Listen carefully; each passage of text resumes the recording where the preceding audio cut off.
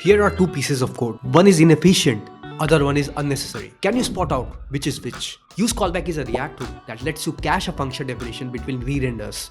And here's how it looks like. A very simple parent and child component. UseEffect will be used to track the number of times each of the component re-renders. If you're going to increment this, you can see that both of them are rendering. So whenever you are incrementing the count variable, that since this is a state, the parent component re-renders. Consequently, the child component also re-renders because the parent has re-rendered. And you can see that we are using a React.memo here. React.memo ensures that whenever the parent component re-renders, child will not re-render unless its prop changes. So this means that this prop has changed.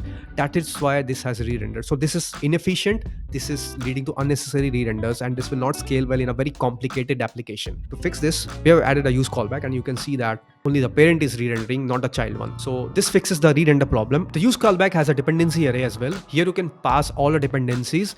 So in the count variable, if this changes, then only this will give you a new reference. Otherwise, it's gonna be using the same cached reference. Here's the second example. In this example, use callback is unnecessary. As you can see here, let's increment this. And you can see that parent and child both are rendering 5 times or whatever number of times. So the reason here is that we are not using the React.memo here. So now we added this React.memo, and let's see what happens.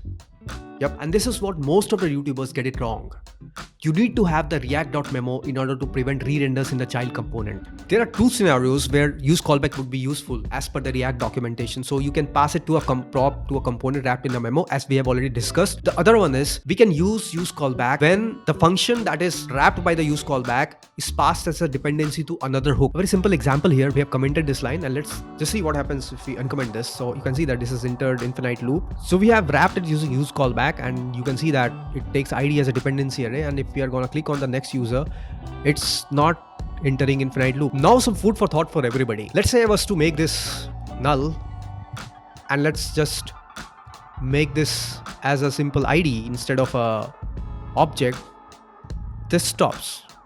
Let us know in the comment section below, why did this happen? Couple of common misconceptions I want to point out. First one is that always using use callback will not give you performance optimization. If the dependency array has a value that is always changing, use callback becomes unnecessary. And another one, it's a very common misconception that use callback prevents creation of the function. It does not. As you can see the React documentation, use callback does not prevent creating the function. And creating a function is not a very expensive operation. So you should be absolutely fine. Like, share, subscribe.